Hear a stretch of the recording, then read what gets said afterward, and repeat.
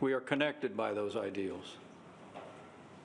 Our country will celebrate those ideals, the 250th anniversary of the American founding. And while we were separated by war for a time, the simple truth is that it was the institutions, the traditions of democracy and the West that were born here and carried there. As Churchill also said, and the American people know, Great Britain is Greece to America's Rome, and we'll never see it otherwise. But the truth is, those ideals, those shared principles in this still young century are once again being tested. We're living in an age of rapid change and rising peril. Authoritarianism is on the march. A fallen empire labors to rise from the grave in Eastern Europe. China continues its military provocations in the Asia-Pacific. And at home, both in the United States and here in Britain, we are confronted a rising chorus of voices urging retreat from the world. On the populist right in America, some argue that we should turn inward, abandon our allies, trade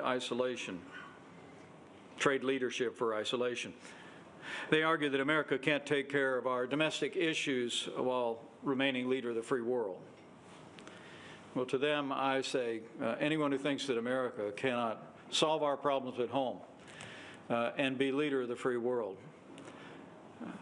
has a pretty small view of the greatest nation on earth. We have done both for more than 75 years, and we will continue to do more than both in the days ahead. On the progressive left in my country, we hear similar calls to withdraw from the world under the banner of pacifism, as if Beijing, Moscow, and Tehran's tyranny will be disarmed by good intentions, handshakes, and smiles. The truth is, both are deeply wrong, and both are dangerous. And both, if followed, I believe, would invite catastrophe, not just for the American people, but for the world. For weakness arouses evil. And history is not kind to nations that abandon their friends or their principles. Peace is not preserved with empty wishes and catchy slogans. Peace is preserved by strength and vigilance and sacrifice. As Margaret Thatcher once reminded this very institution, history teaches us that wars tend to break out not when there is an equal balance of military strength between potential adversaries, but rather when there is an imbalance. It's military weakness that tempts the tyrant and leads to war. The Iron Lady's words ring as true today as they did in her time, in this place. I believe when America leads, the world grows safer. When America falters, chaos advances. And the same is true for Britain, whose moral authority and clarity have long given courage to free peoples everywhere. And it goes without saying, when our NATO allies live up to their obligation to provide for our common defense, our nations and the free world are safer still. Despite the criticisms by some, our transatlantic alliance is not an artifact of the past. It's a foundation of today and a cornerstone of the future. The values we share, faith, family, freedom, democracy, and the rule of law, are not relics of a fading age. They are the very fruits of ordered liberty and the foundations of Western civilization that must be defended in an ever-turbulent world. Now, gathering here today as Karen and I prepare to return home later to pay our respects and attend the funeral of a predecessor, Vice President Dick Cheney. I'd be less than candid if I didn't acknowledge that in recent days, the special relationship between our countries has begun to feel at times like a especially difficult relationship. Now, I acknowledge that some of our President's recent actions imposing unilateral tariffs on friend and foe alike have strained relations with the UK, at least for a time. But some of the choices, I say with great respect, made in London have given ammunition to angry voices in my country. that argue our allies no longer share our values and no longer deserve our trust. When British courts imprison citizens for what they say or pray or where they pray, when your government announces plans to withhold intelligence because it distrusts American actions against narco-terrorists, or when it embraces the same open border policies that are undermining sovereignty across the West, those decisions echo far beyond these shores. They're noticed across America, not just in Washington, D.C.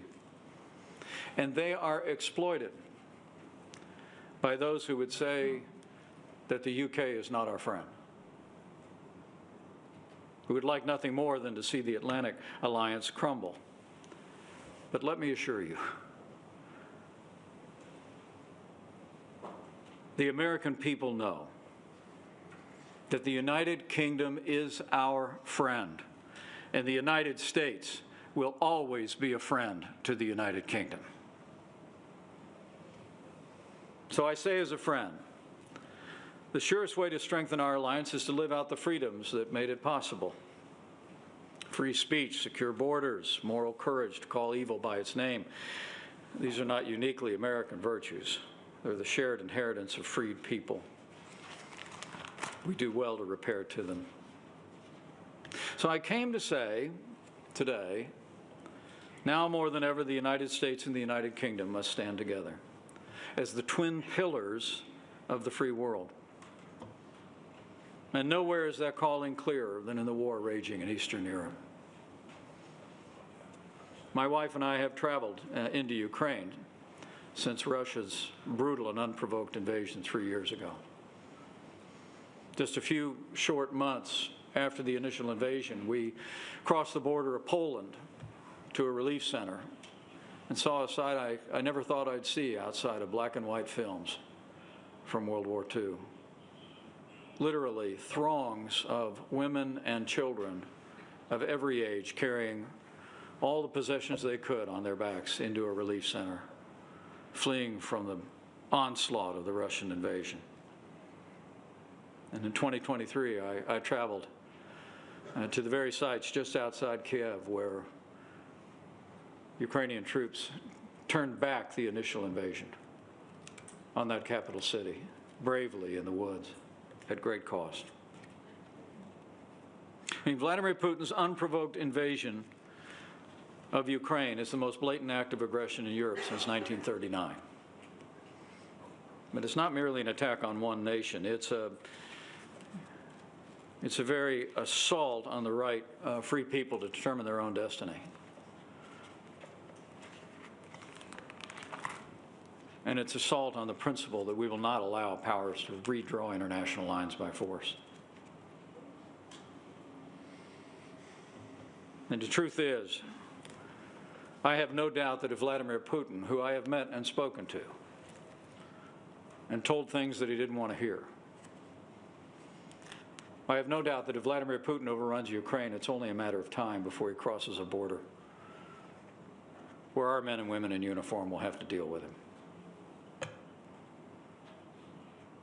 Now, I want to commend the United Kingdom for its steadfast leadership, sending weapons, training troops, rallying Europe, but we must do more. Putin will not stop until he's stopped.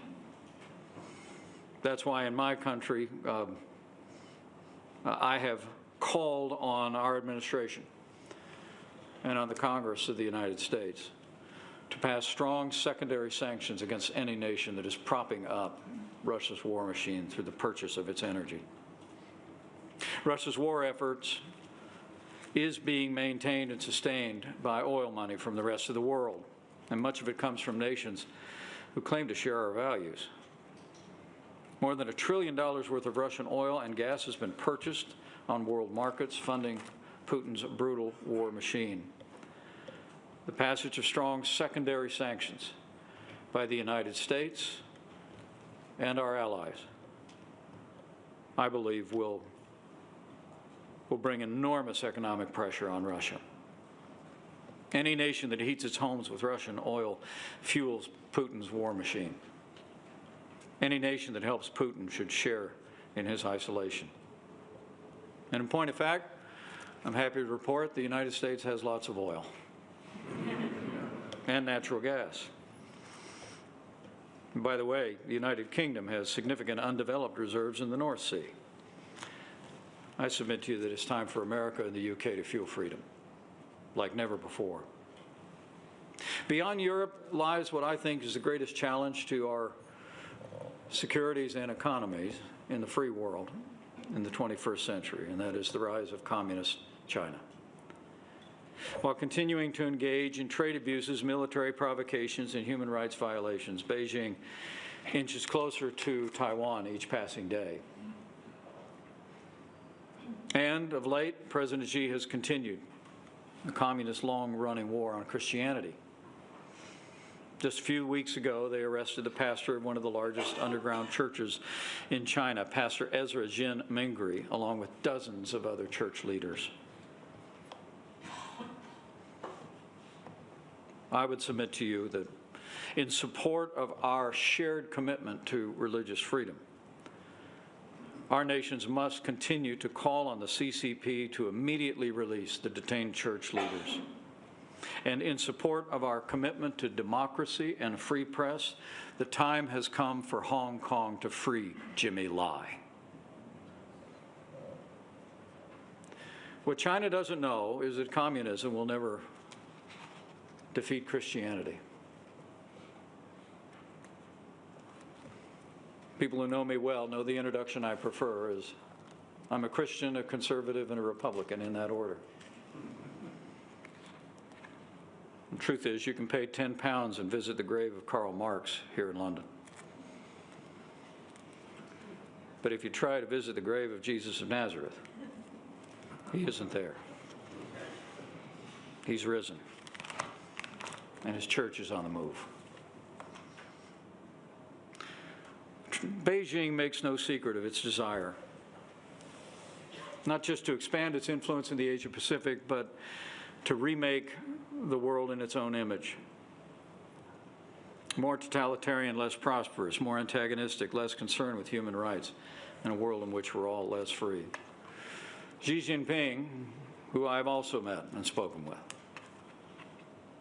believes history is bending in China's favor, that the West is decadent, divided, too exhausted to defend our interests.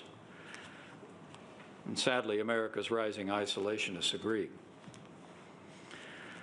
But I say with confidence, President Xi is wrong. And together we will meet China's challenge with unity, defending freedom, navigation in the Pacific, standing with free people of Taiwan, securing our critical supply lines, and ensuring the technologies of tomorrow are shaped by liberty, not by tyranny. The future does not belong to the Chinese Communist Party. The future belongs to freedom.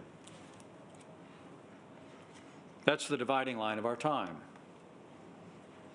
more than ever before in my lifetime. Free nations on one side, and those hostile to freedom on the other. In Europe, Asia, and especially in the Middle East. You know, I'm proud to reflect on the shared, deep historical bond that the United States and the United Kingdom share with Israel. Here in Britain, the tradition of Christian Zionism helped inspire the Balfour Declaration, which in turn paved the way for the rebirth of the Jewish state of Israel. And America was proud to be the first nation on earth to recognize that nation in 1948. It is a legacy worth defending and preserving in our time, fulfilling the hopes of generations, both of our countries, and of the proud Jewish people through the millennia. And make no mistake about it, Israel's survival has never depended on charity. It's depended on partnership. That partnership has made the world safer. As America's B-2 bombers buried the Iranian nuclear program under tons of rubble, it was the Israeli Air Force that cleared the way to a safer world. And as we stand with our cherished ally Israel, I submit to you with great respect that we must also we must also, with renewed vigilance, confront a growing evil that has reemerged in the West. Old hatreds dressed up in new rhetoric on the right and on the left represent a vile and dangerous trend in the Western world. And whether it is whispered in the back rooms or shouted on social media, anti-Semitism has no place in a free society anywhere in the world and must be universally condemned. So those then are our challenges, and I look forward to our conversation and your impressions.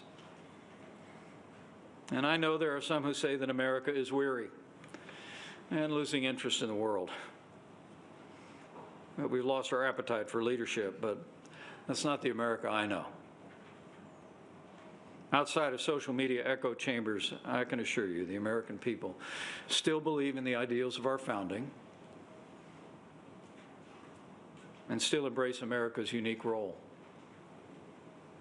as leader of the free world. The Ronald Reagan Presidential Library in 2024 did a national survey, found that 57% of Americans, a record high, believed, quote, the U.S. should be more engaged and take the lead in international affairs. Even a majority of those who identified themselves as MAGA Republicans embraced that principle, and I believe they still do. The American people are rejecting the siren song of populism, and I believe they always will. Because America's core character does not change. With one leader, one season in our history, our nation has weathered populists and progressives, isolationists and realists, every shade in between. I mean, our country may get off message from time to time, but America will always be defined not so much by our government as by the enduring and indomitable spirit of the American people. A belief in freedom, free markets, and government of, by, and for the people. So as I close, let me say to all who are gathered here, straight from the heart, that don't give up on these principles or the important relationship between our two free nations, on the alliances that make us strong. Don't give in to pessimism. Don't lose faith in your countrymen, and never, never doubt the goodness, decency, resolve of the American people. And I know with God's help, America will continue to lead the free world. And as the United Kingdom and our allies stand with us, we will stand firm for freedom against this rising tide of tyranny and aggression, and we will forge a future of liberty, security, and prosperity for all mankind.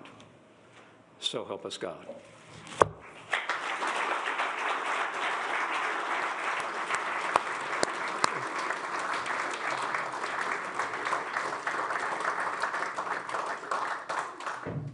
Mr. Vice President, thank you very much indeed.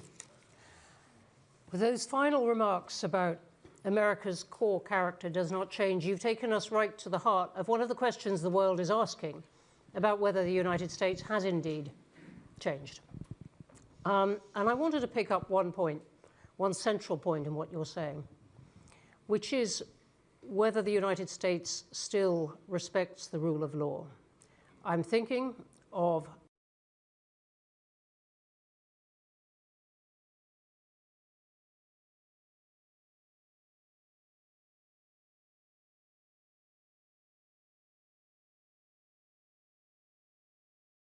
among many other things, of the remarks that President Trump made about perhaps taking over Canada or Greenland, or some of the things which he has said in the context of Ukraine, which seem to allow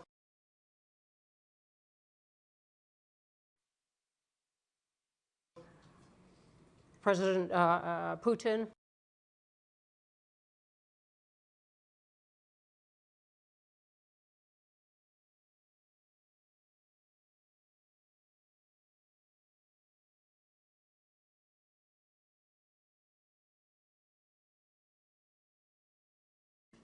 a degree of success or reward for what, as you say, is a hostile invasion of another country. So does the United States still respect the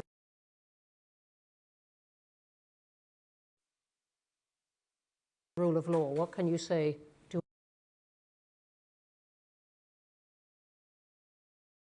other countries looking at this? Well, gee, look at the time. You know, yes or no will do. Well, I say emphatically yes.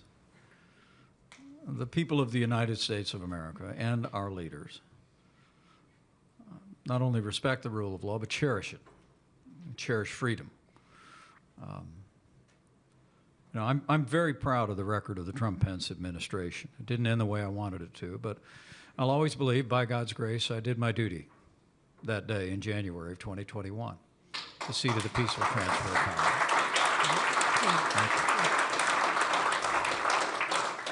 But up until that time, I can tell you that President Trump and I had a close working relationship.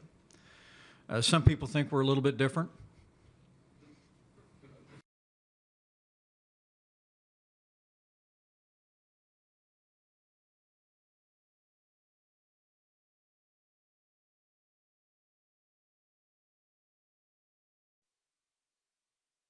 Around the world, friend and foe alike. But along the way, I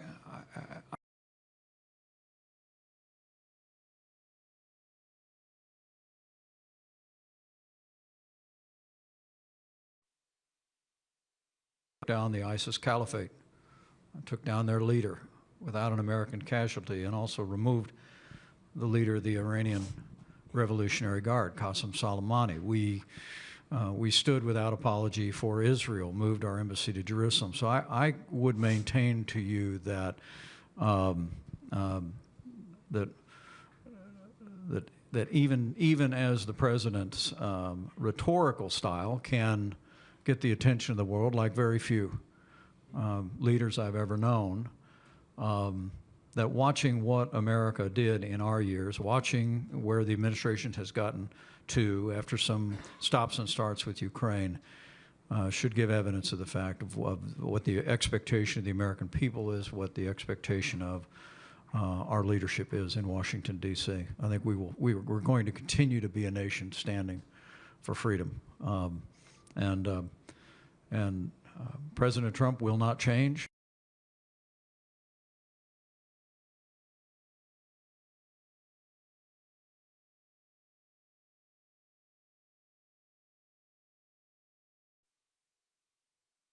Isolationism, I brought it up today. The president I serve with is not an isolationist. In fact, he has a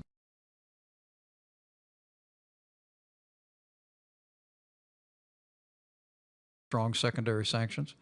And so I don't think, I said in my first trip to Europe as vice president, it was always my impression, America first doesn't mean America alone, but it does mean that our allies would live up to their word to do their part, and $140 billion more of investments by our NATO allies after our first 4 years was evidence that our allies across Europe, here in the UK, did the same. So I don't think you should have the view, other than we should all take the view that this is a real moment of testing of the West.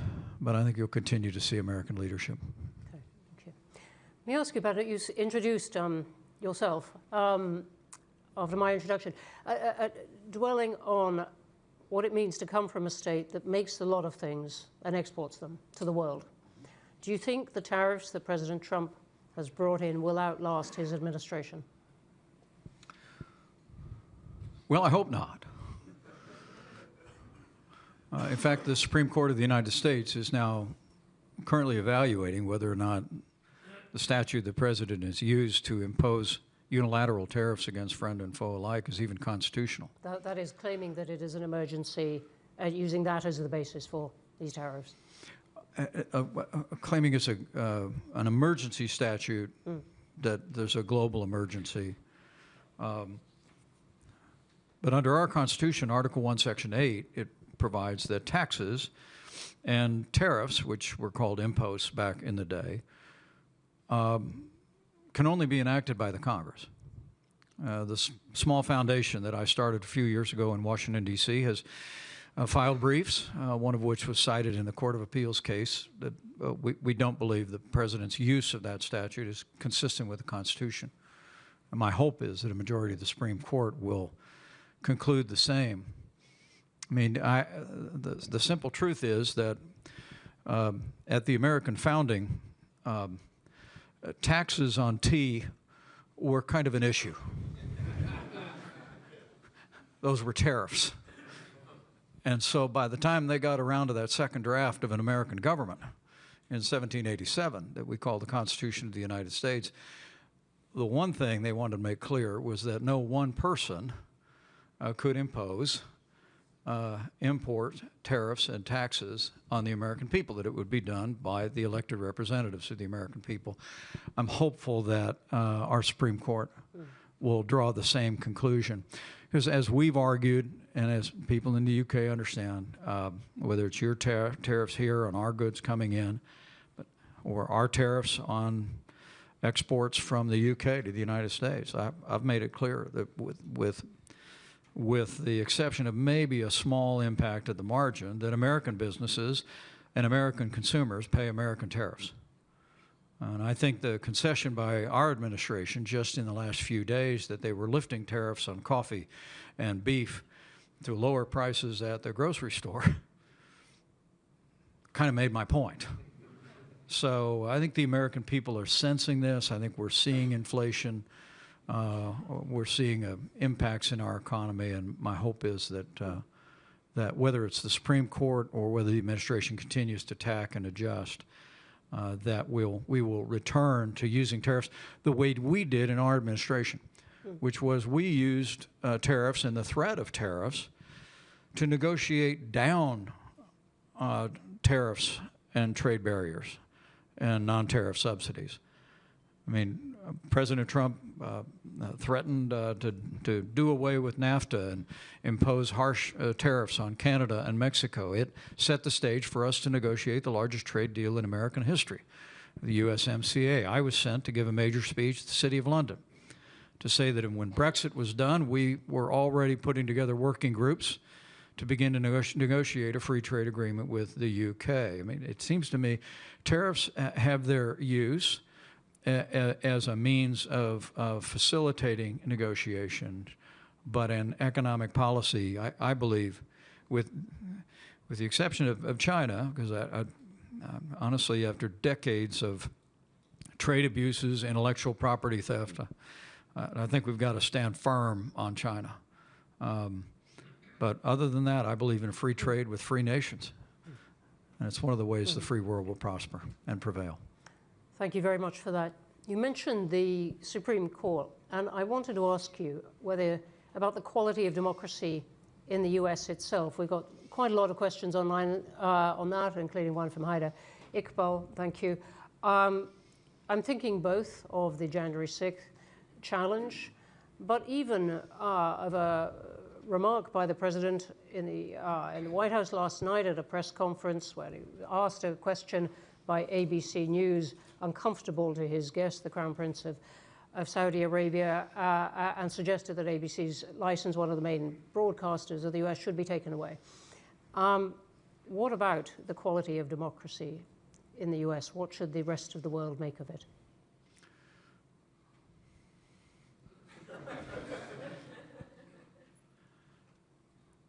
I'm very confident about American democracy. The American people cherish our representative government. They cherish, and I believe you'll see celebrations next year all across the country in big cities and small towns, remembering the signing of a Declaration of Independence, the ideals enshrined there. And my confidence really comes from having not only served in the Congress and as a governor and as vice president, traveled across our country continuously, but Karen and I, after we left the White House, we moved home to Indiana. We bought 5 acres and a pond, a riding mower, pickup truck. So we spent a lot of time traveling around the country, as well as just living in the heartland.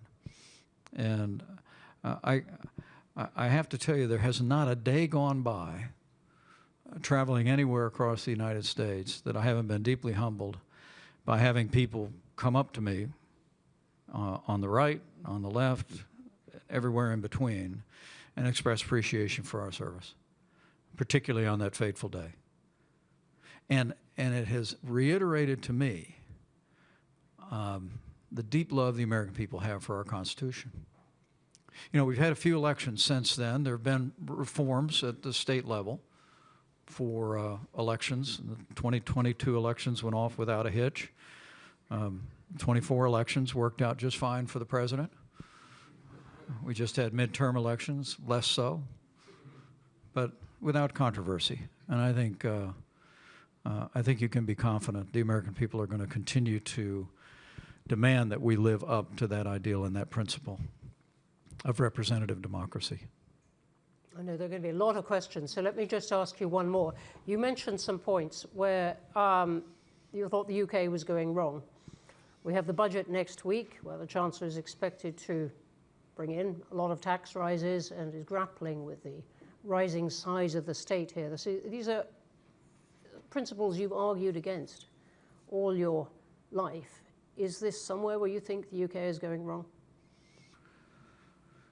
Well, I would just caution friends about ignoring the real threat to the long-term security and prosperity of both of our countries, and that's public debt. And let me, before I have to say the U.S. is in a worse position than the UK on that. I was about to say, before I criticize my friends, when I arrived in Congress, our national debt was $3 or $4 trillion. It's $38 trillion today and rising. When I ran for president back in 2023, not so where you'd notice. But it was a rich experience. But I think only of the 8 candidates in that primary, not counting the one that won, only 2 of us were talking about the national debt. Only 2 of us were talking about the only real way to solve the national debt is with compassionate reforms of the entitlement programs that consume more than 80% of federal spending. Now, why did I open that up by saying the greatest threat to our security and prosperity? And the reason is, I think it was back in 2005, the chairman of the Joint Chiefs of Staff was testifying before a committee I served on in Congress. And he was asked, what's the greatest threat to America's national security? And then, 20 years ago, he said, the national debt. 2 years ago was the first time in American history that we spent more money on interest on our national debt than we did on our national defense. I would say to you, don't look to us as a good example. But I would urge friends across the pond here, maybe lead like Great Britain has done before. You know, a lot of times I say that good ideas sometimes follow the sun across the Atlantic. And I'm not just talking about the Beatles. But policies that echo and they come to the West and they impact. I would love to see the people of Great Britain call upon their leadership to lead on the kind of fiscal reforms that will put us back on a sustainable path. I'll continue to be a voice for that in our country, but I think we have a moral obligation to lift this mountain range of debt off our children and grandchildren for our security and our prosperity, and I'll continue to champion it. Thank you very much. Let's go to questions. Lots of hands up. Right, let me come here first in the front row.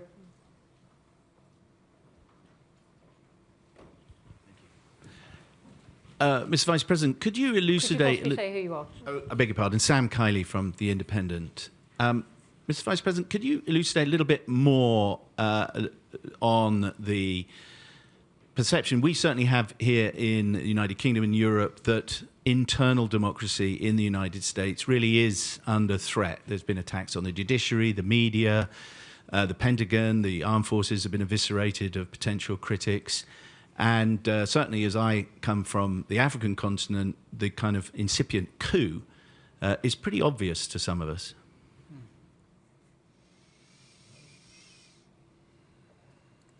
I understand the perception, and I understand the way actions get written about.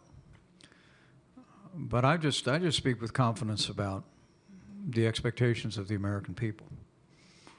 And the American people cherish our democracy. They cherish our republic. And I actually believe, you know, I've said many times, January 6th was a day of tragedy. But thanks to the heroes in uniform, the riot was quelled. And you witnessed Republican and Democrat members of the House and Senate reconvene the very same day to complete our work under the Constitution. So that day of tragedy became a triumph of freedom. And while, as I said, I still have my critics, even in my own party, on my actions that day, I believe the overwhelming majority of people in my party and across the country look to that day and are grateful to all of us. Now, the only heroes I saw that day were wearing uniforms. But the fact was that every member of the House and Senate, Republican and Democrat alike, reconvened the very same day and did their duty and did their work. Should be a source of great confidence. There's always, with changing administrations, there's always cross currents, and perceptions can vary. But I have great confidence in the expectations of the American people, and you should too. Okay, thank you. The woman right here towards the back, two in from the aisle. Thank you very much, Mr. Vice President. Judy Al-Harthi from the Leadership International Program at Chatham House. We're all witnessing the Crown Prince of Saudi Arabia's visit right now to the White House, and we're hearing about a potential defense pact and new AI agreements. We're hearing also that this partnership will evolve beyond the traditional. What will that look like in the short term and in the long term? Well, I saw a lot of the press coverage yesterday, and people seemed surprised at the engagement with Saudi Arabia for a variety of reasons. But it's important to remember that the first international trip that the president took under our administration was to Riyadh. We engaged Arab nations directly and immediately, even while we stood without apology with our most cherished ally, Israel. We, as I said, moved the American embassy to Jerusalem. We recognized the Golan Heights. We were told by many sincere voices in international relations that that would result in harvesting the whirlwind, that war would break out in the region. In fact, what broke out was the Abraham Accords. 2020, while the world was wrestling with the worst pandemic in 100 years, we still nevertheless were able to gather on the south lawn of the White House and have two Arab nations normalize relations with Israel.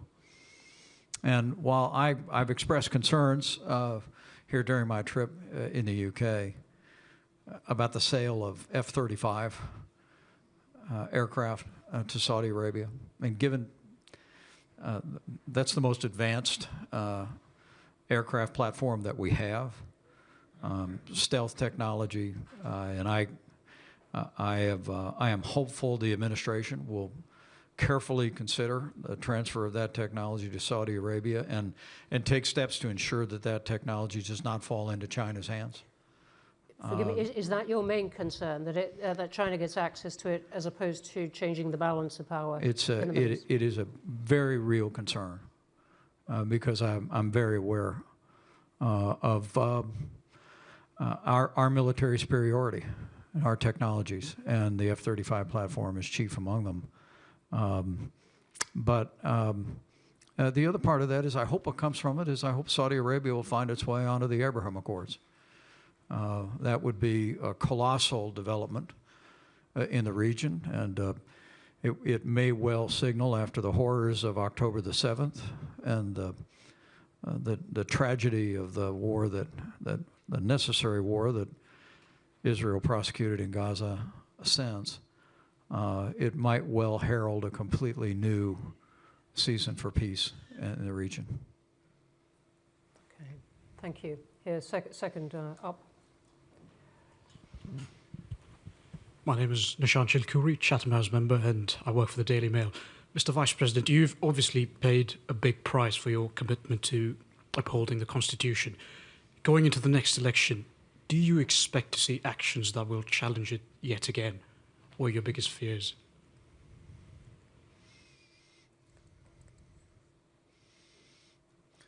Well, let me say, I don't know about paying a price. Last Tuesday, in our country, on November 11th, we remembered people that really pay a price. And but I can honestly tell you that I don't have those concerns. I mean, there always are going to be voices on the fringes of the right and the left. It seems, particularly with social media, that they find megaphones on the right these days more than they found them before. But I have to tell you that the American people that I know just won't have it. It just won't have it. It was one of the reasons why on that day, I remember as I was witnessing with my wife at my side, we had been escorted off of the Senate floor. The Secret Service wanted me to leave the building, but I was determined to stay at my post and finish our work. By God's grace, we did. But I remember looking at that small television set, seeing people smashing windows and assaulting police officers, and I just found myself thinking, not this, not here, not in America.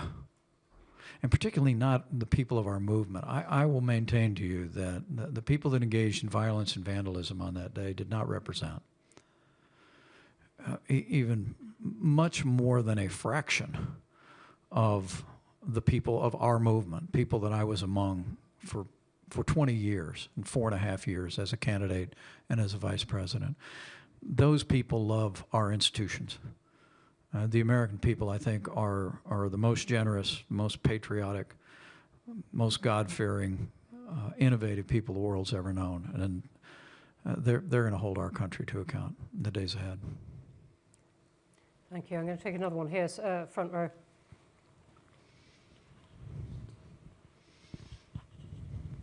Jonathan Rugman from Channel 4. I wanted to ask a question about a former resident of Indiana, actually. The journalist Jamal Khashoggi, who was a student there. Yesterday, the president said that the Saudi Crown Prince knew nothing about the killing of Jamal Khashoggi. Do you believe that? And did you see evidence to the contrary when you were in the White House, given that the subsequent intelligence assessment, which was published, said otherwise? I would not have said that. Beyond that, I would not. I think the president also praised his record on human rights. Look, there's. Just to be clear, you would not have said that the Crown Prince knew nothing about it. Well, I really can't speak to intelligence that I was exposed to. Well, President Biden published the assessment. But what I can tell you is that I would not have made that statement. And I think part of foreign policy, you've talked about it here for 100 years at Chatham House, you got to take the world that you find. And you got to make relationships with sovereigns as you find them. And so I do think the relationship with Saudi Arabia is one that we need to find a way forward on.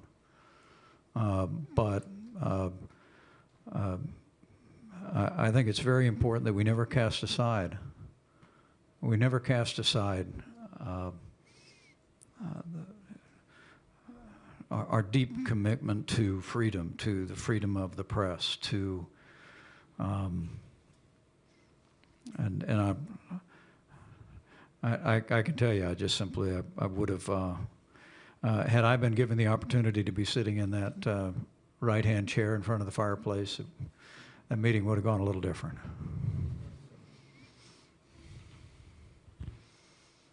Right at the back near the door. Olivia. Thank you, Olivia O'Sullivan, Chatham House, and thank you for speaking to us today, Mr. Vice President. I have a question about immigration. In your remarks, you said when the UK makes certain choices, including around open borders policies, it raises questions among some in the US about the relationship and the alliance. In the past year, this UK government has significantly tightened immigration rules on skilled workers, on family reunification, for students, and most recently on refugee status. So when you say open border policies, can you say specifically what you mean? And in your view, what immigration policies should countries pursue in order to be assured the US will remain their ally? Thank you. Well, I speak more about perceptions in our country about the UK. And I don't believe in foreign interference in elections or policy. So I'll leave you to that. But there has been a perception of open borders, not only in the UK, but among other European nations. And the Biden administration essentially undid all the policies that we had put into effect that secured our southern border and ended asylum abuse almost overnight with what actually I negotiated came to be known as the Remain in Mexico policy. We required people, if they applied for asylum in the United States, that we would process their application, but we would require them to wait in Mexico as opposed to disappearing into the United States as literally millions were able to do in years before and after. The new administration has put all those policies back into effect, and essentially illegal immigration and asylum abuse has virtually disappeared. A nation without borders is not a nation. And I think it's absolutely essential that, that our nations not only secure our borders, but I will also say to you, I think our immigration system in America is broken. And I can't speak to it here in the UK, but it looks like you might have the same problem. I mean, immigration ought to be an invitation for people to come in to your country. I think it was Adam Smith that said, no nation grows but by population. So you want positive immigration into your country, but you also want people, to come to the UK to be British. We want people to come to the United States to be Americans. My grandfather got on a boat in Ireland in 1923, sailed across the Atlantic, stepped onto Ellis Island, never lost that Irish brogue. Michael Richard Pence was named after Richard Michael Cawley. Proudest man I ever knew, and he was a proud American. He never forgot his home across the pond, but in what he used to call the old country. And I've been to that house he grew up in. But he came to be an American, to embrace American ideals. I don't think we have, in our country, I'll just say, I don't think we have an orderly system of immigration that really ought to open the doors based on merit into the country in ways that will benefit people who aspire to live the American dream, but also meet the needs of our country. And to the extent that the UK faces the same challenges, but to me, the first order of business is secure the border, stop the flow of illegal immigration and illicit drugs coming into our country, claiming hundreds of thousands of American lives. The second step is the one we're waiting to do, and that is to reform a broken immigration system, and I hope we will. Thank you for that. There are so many hands up, and I am so sorry that we are going to have to stop right there. There are terrific questions online as well, everything from rare earths to fossil fuels. Someone has said in Trumpian capitals, welcome, dear VP, thank you for your service to the world, sir, as well. And we have lots more, the Taliban and Jeffrey Epstein, normally entities you get in successive paragraphs of text, I have to say. There are so many questions, and we could do justice to only a few of them, but I wonder if you could join me in thanking Mike Pence.